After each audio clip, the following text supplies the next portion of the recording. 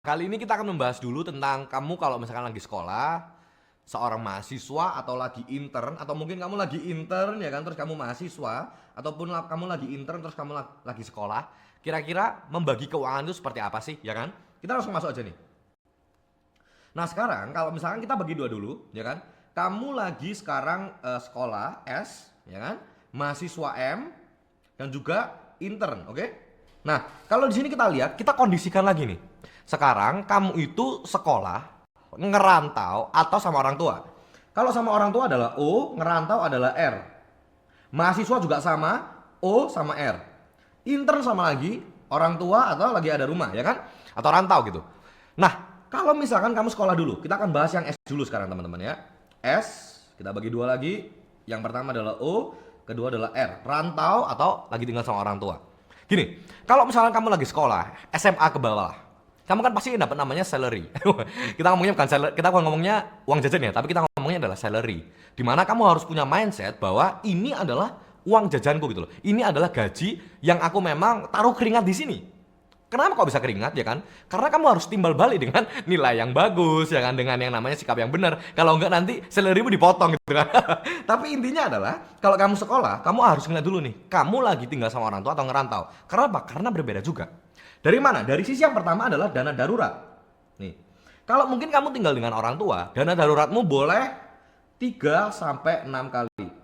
Ya. Tapi aku rekomendasikan adalah yang 6. Kalau misalkan yang rantau, kamu minimal adalah 6 kali. Ya, kenapa? Karena kita nggak tahu nih kira-kira kalau misalkan kamu ngerantau, kamu kan jauh sama orang tua. Kalau misalkan kamu jauh sama orang tua, kamu susah nih kalau misalkan butuh apa-apa ya kan. Dan juga ya aku karena juga rantau juga kan. Jadi aku tahu nih, kadang kita nggak bisa yang namanya telepon orang tua minta yang urgency sekarang. Jadi kamu harus minimal 6. Oke, rantau minimal 6. Dari dana darurat. Terus selanjutnya apa? Gimana dengan insurance gitu kan?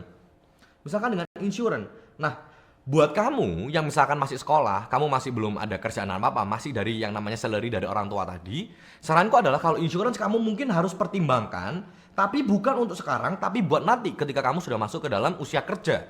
Ataupun kamu lagi intern gitu ya, kamu bisa membiayai dirimu sendiri, baru. Tapi kalau sekarang yang perlu kamu lakukan hanyalah kamu ngeliat lagi ke modul asuransi 101, ya kan? Terus kamu cek kira-kira insurance yang ada di badan kamu, BPJS ataupun ya semua proteksi yang ada di badan kamu, itu sudah oke atau belum. Oke, ini kita centang aja. Nih. Nah, terus sekarang baru di bawahnya nih. Cara ngatur uangnya gimana? Buat kamu yang masih sekolah, saranku adalah ngatur uangnya nggak usah aneh-aneh dulu, ya kan? Karena kamu belum kepikiran yang namanya debts lah, kamu belum kepikiran namanya kredit, kamu belum kepikiran namanya anak, gitu kan? Uang susu, uang sekolah, belum. Kamu cuma perlu dulu yang namanya taruh mindset dan juga konsistennya itu seperti apa. Jadi aku akan bagi langsung menjadi 3 hal juga yang aku sering share di Ternak Uang, yang aku sering share di mana-mana lah ya, anggapannya adalah NWS atau need, want, sama saving. Need, want, saving itu kamu boleh terserah gitu kan.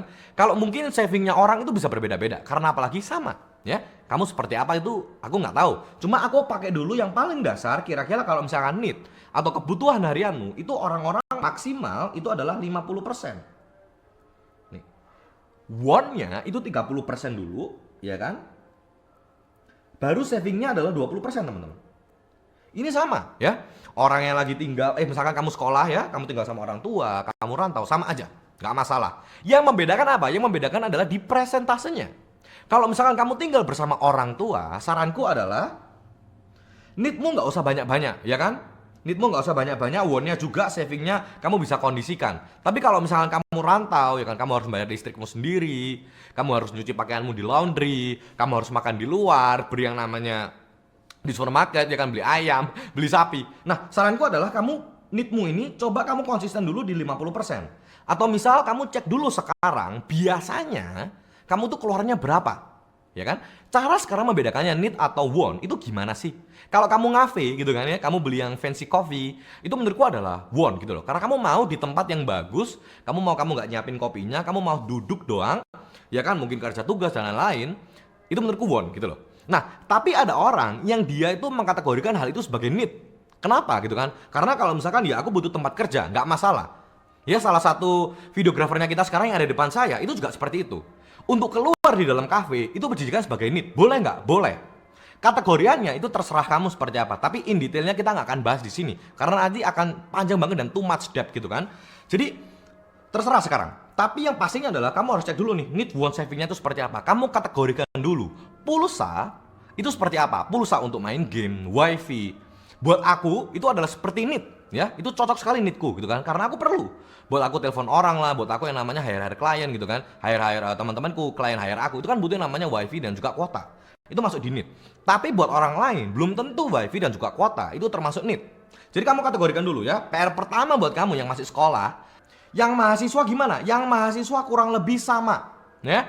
Karena sekolah sama mahasiswa sama, yang beda cuma mungkin besar salary-nya doang. Jadi yang tadi S ini kita langsung strip semua, sekolah atau mahasiswa. Gitu kan? Sekolah atau mahasiswa. Nah, selanjutnya adalah gimana kalau misalkan intern gitu ya. Yang intern kita akan bahas habis ini.